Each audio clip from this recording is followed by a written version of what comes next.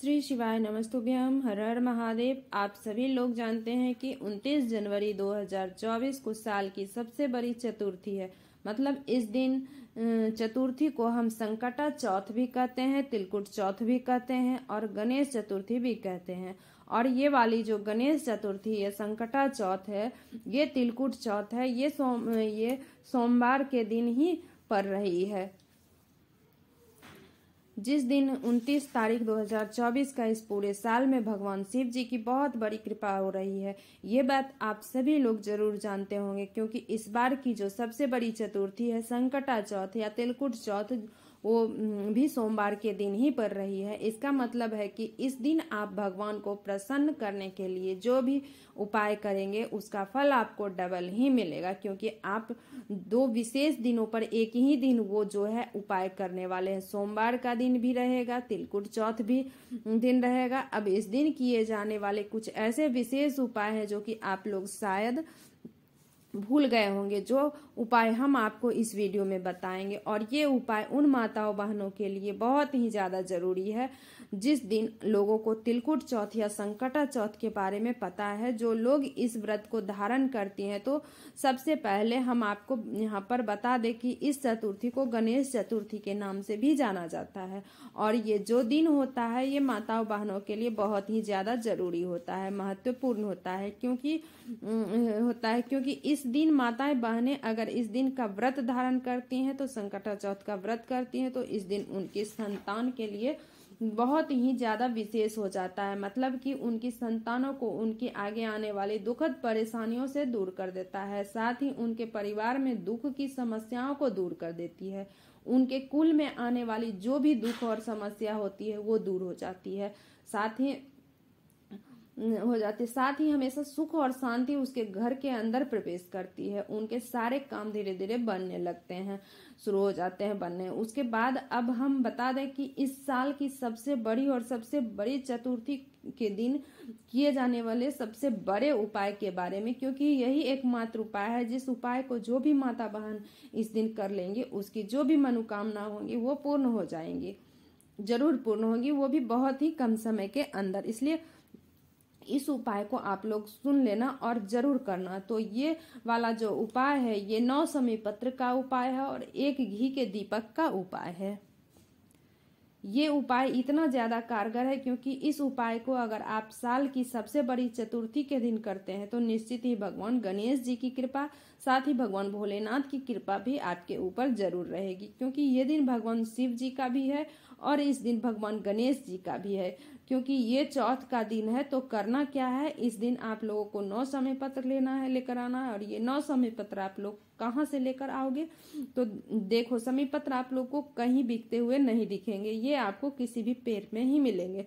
तो 9 समय पत्र आप लोगों को लेकर आना है, पहले से इसको तैयार करके रख लेना है। इस उपाय को आप सुबह भी कर सकते हो, शाम को भी कर सकते हो। अगर सबसे सही समय आप अगर देखा जाए तो शाम को करेंगे तो वो ज्यादा बेहतर रहेगा। तो 9 समय पत्र लेकर आना है, साथ ही 1 घी का दीपक भी बनाना है। वह घी का दीपक आप मिट्टी का भी ले सकते हैं। मिट्टी का लेना तो नया दीपक लेना, अगर मिट्टी का दीपक नहीं है तो आटे का दीपक बना लेना। एक छोटा सा उसके अंदर गोल बाती का दीपक रखना, क्योंकि भगवान शंकर के लिए हम बाती बनाएंगे। तो इस गोल बाती को रखना, शुद्ध देसी गाय का घी उसमें डालना है, उसमें तेल नहीं डलेगा, घी डलेगा। सिर्फ 1 ही दीपक जलाना है। यहाँ पर 1 दीपक और 9 समी पत्र लेकर आपको भगवान शिव जी के मंदिर पहुंचना है।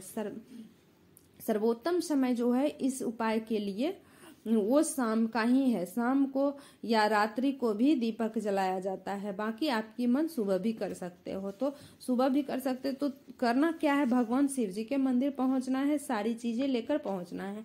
आपने साथ में माचिस लेकर जाना है, साथ में दीपक को जलाकर नहीं ले जाना है, वहीं पर जाकर जलाना है। तो भगवान शिव जी के मंदिर में जो भी पहुंचते हो, तो आपको सीधा भगवान शिवलिंग के पास में जाना है। सबसे पहले उनके दर्शन करना है। दर्शन करने के बाद आपको 9 समी पत्र निकाल लेना है। 9 समी पत्र निकालने से पहले आप लोगों को एक बात बता दे कि भगवान शिव जी के शिवलिंग के ऊपर एक गणेश जी का स्थान आप लोगों को पता होगा। अगर नहीं पता है तो हम आपको बता देते हैं, क्योंकि पहला काम हमको यही करना है। गणेश जी का जो स्थान है वो जो जलाधारी होती है, जलाधारी का जो राइट हैंड साइड होता है वही भगवान गणेश जी का स्थान होता है। उस गणेश जी वाले स्थान पर आपको क्या करना है, उस 9 समीपत्र को में से 5 समीपत्र निकालना है। 5 समीपत्र निकालकर आपको क्या करना है, गणेश जी वाले स्थान पर आपको समर्पित कर देना है। गणेश जी वाले स्थान पर समर्पित करने के बाद आपके पास 4 समीपत्र बचेंगे। 5 आपको गणेश जी वाले स्थान पर समर्पित करना है। उसके बाद आपको 3 समीपत्र आपको और निकालने हैं। 3 समीपत्र जो आप निकालेंगे वो भगवान शिव जी के शिवलिंग के ऊपर समर्पित करना है। समझ गए, शिवलिंग के ऊपर 3 समर्पित करने हैं। इसके बाद आप लोग के पास 1 समीपत्र और बचेंगे और 1 घी का दीपक बचेगा। उस 1 समीपत्र और एक घी के दीपक को लेकर आपको आना है भगवान शिव जी के चौखट के पास। चौखट के अंदर ही रहना है, बाहर नहीं आना है, मतलब मंदिर के अंदर ही खड़ी रहना है आप लोग को। और अंदर खड़ी होकर बाहर की तरफ मतलब प्रांगण की तरफ देखना है और आप देखना कि आपका उल्टा हाथ कौन सा है। उस उल्टे हाथ की ओर चौखट पर सबसे पहले आपको क्या करना है, वहां बैठना है, मतलब मंदिर के अंदर ही बैठना है, बाहर नहीं। और जो आपका उल्टा हाथ हो, उल्टा हाथ पड़े अंदर से बाहर देखने पर, साथ ही आपके पास आखिरी एक बचा हुआ है समीपत्र। उस समीपत्र को जब आप भगवान शिव जी के चौखट पर समर्पित करेंगे, रखेंगे जब वहां पर, तब भगवान गणेश जी का मोर ध्वज, मतलब मोर ध्वज या मयूर ध्वज, दोनों में से कोई एक नाम, गणेश जी का नाम लेते हुए वो समीपत्र वहां पर रख देना है। साथ ही जो दीपक है उस दीपक को जलाना है। जलाने के बाद उस समीपत्र के सामने आंख बंद करके भगवान गणेश जी का नाम लेते हुए, भगवान शिव जी का नाम लेते हुए अपनी जो कामना है वो अपने कुल के, अपने परिवार के लिए, अपने बच्चों के लिए वो मनोकामना उस दीपक को रखते समय वहां पर बोल देना है। जैसे ही आपका दीपक रखा जाएगा तो वह भगवान के पास जाना, भगवान भोलेनाथ से विनती करना और उनको धूप देकर अपने घर वापस आ जाना है। अब यहाँ पर ये वाला उपाय पूर्ण हो जाता है। अब बहुत सारे लोगों के मन में एक प्रश्न आएगा कि क्या हमें जो समीपत्र चढ़ाया है भगवान गणेश जी को, क्या हम गणेश जी के मंदिर जाकर नहीं चढ़ा सकते? तो पंडित प्रदीप मिश्रा जी ने जो उपाय बताए हैं तो मंदिर जाकर नहीं चढ़ा सकते, तो वो शिवलिंग पर के ऊपर गणेश जी का स्थान है, वहीं पर चढ़ाने बताए हैं। तो इसके अलावा और कहीं नहीं बताए हैं। इस बात का आप लोगों को ध्यान रखना है। इसके बाद अब जो उपाय बता रहे हैं ये है उन माताओं बहनों के लिए जो लोग संकटा चौथ या तिलकुट चौथ का व्रत धारण करती हैं, क्योंकि उन्हीं के इस व्रत के परिणाम स्वरूप जो फल मिलेगा जिससे वो कभी कामना भी नहीं की होगी, तो साथ ही आप सबको पता होगा कि संकटा चौथ के दिन माताएं बहनें रात्रि में पूजन करती हैं, चंद्र देव की पूजन करती हैं, साथ ही तो भगवान गणेश जी के भी पूजन करती हैं अपने घर में। और भगवान गणेश जी का जब आप पूजन करो तो अपने घर से कुछ गेहूं के दाने ले लेना। गेहूं के दाने लेने के बाद उस पूजन वाले स्थान पर रख देना जहां पर आप संकटा चौथ की पूजन करने वाले हैं। इसके बाद अपने पूजन को संपन्न कर लेना।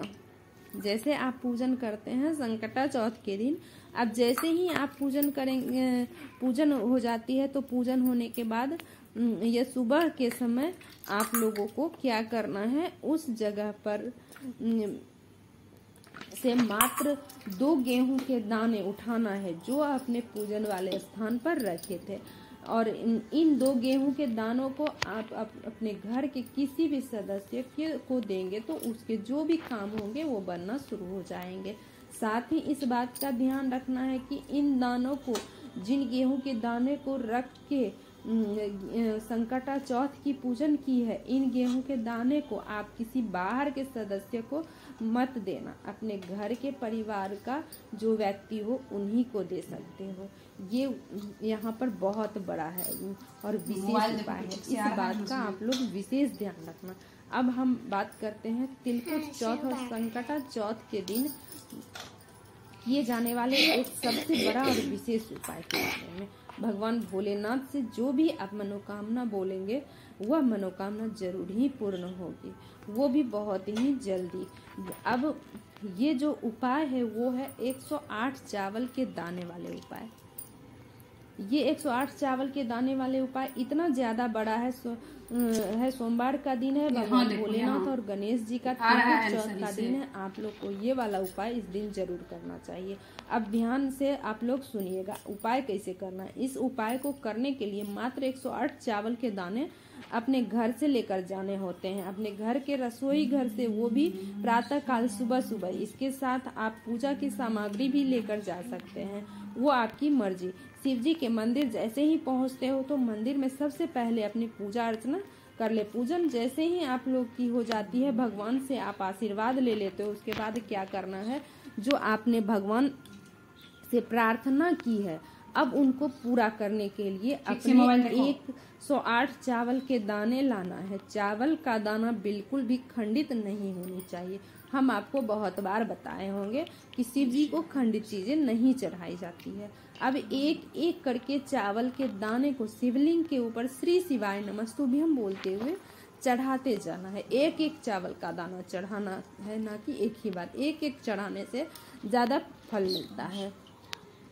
108 चावल के दाने एक एक करके समर्पित करना है। आखिरी वाले चावल के दाने समर्पित करते समय श्री शिवाय नमस्तुभ्यम बोलने के साथ अपनी कामना भी बोलना है और समर्पित कर देना है। 29 जनवरी को जो भी यह उपाय करते हैं तो उनकी मनोकामना जल्दी ही पूरी हो जाती है, क्योंकि संकटा चौथ भी है।